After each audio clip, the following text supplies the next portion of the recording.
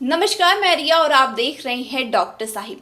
अक्सर जो मरीज जो होते हैं, जो डायलिसिस पे होते हैं, उन किस तरीके से बचाव कर सकते हैं उसके बारे में हम आज जानकारी लेने वाले हैं। और इस विषय में हमारे साथ जानकारी साझा करने के लिए मौजूद है बिहार के जाने माने किडनी रोग विशेषज्ञ डॉक्टर ऋषि किशोर। तो डॉक्टर साहब, बहुत बहुत स्वागत है आपका हमारे चैनल में। Thank you. आज हम आपसे जानकारी लेने वाले हैं कि डायलिसिस में कोई मरीज किस तरीके से बचाव कर सकता है। डायलिसिस एक काफ़ी इम्पॉर्टेंट कड़ी होती है एंड जब किडनी फेलियर होता है तो ये एक ब्रिज थेरेपी की तरह होती है लाइफ को सस्टेन करने के लिए।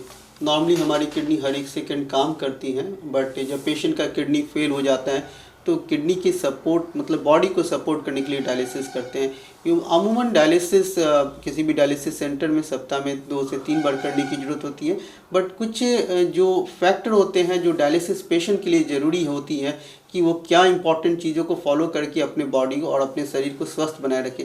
सबसे इम्पॉर्टेंट उनकी कंसिस्टेंसी है, कंप्लायंस होना चाहिए। जनरली मैंने देखा है या हमारे प्रैक्टिस में देखता हूँ कि डायलिसिस पेशेंट कुछ समय डायलिसिस कराते हैं और फिर महसूस करते हैं कि वाह बिल्कुल मैं फिट हूँ और हेल्दी हूँ और मुझे डायलिसिस की ज़रूरत नहीं होती है।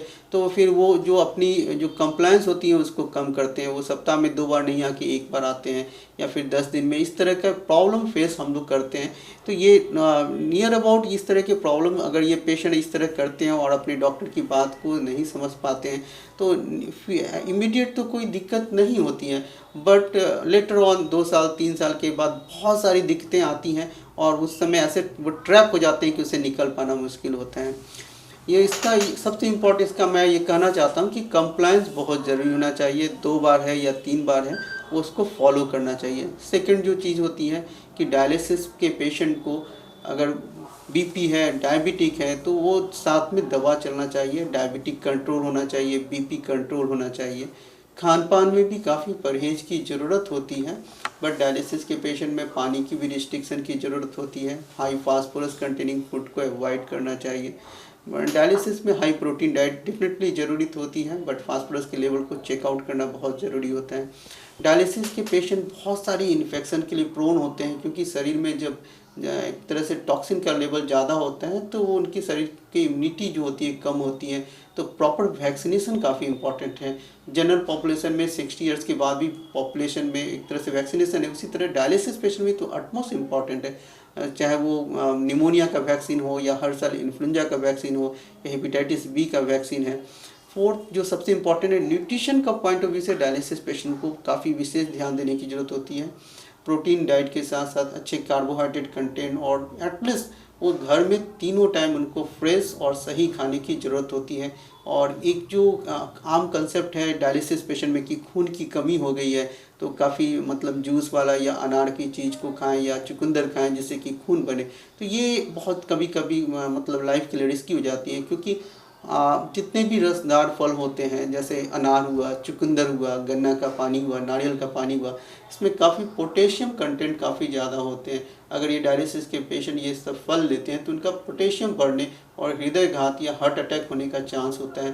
तो डायलिसिस के पेशेंट उस तरह के फल का सेवन कर सकते हैं जिसमें रस नहीं होता है, जैसे सेब हो सकता है, पपीता हो सकता है, नाशपाती, अमरूद, खीरा।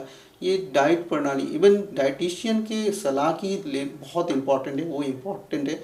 इन सब के साथ साथ डायलिसिस पेशेंट को अगर पॉसिबल है तो ट्रांसप्लांट के बारे में भी सोचना चाहिए, और ट्रांसप्लांट पे की तरफ अगर कुछ पॉसिबिलिटी है तो ट्रांसप्लांट डेफिनेटली करना चाहिए।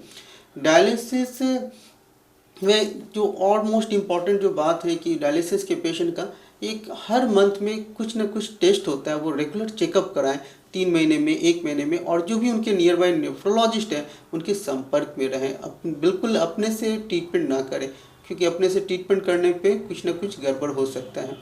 तो ये सब इम्पॉर्टेंट चीज़ें हैं जिसपे एंड पेशेंट डायलिसिस पेशेंट हमेशा अगर कंप्लायंस सही रहता है, डाइट प्रणाली अच्छी रहती है, वैक्सीनेशन प्रॉपर रहता है, मंथली चेकअप रहते हैं एंड इवन हार्ट एंड इस तरह के डॉक्टर से मिलके अपना अगर रेगुलर चेकअप कराते हैं तो उनकी जो लाइफ होती है काफ़ी बेटर और काफ़ी हेल्दी होते हैं।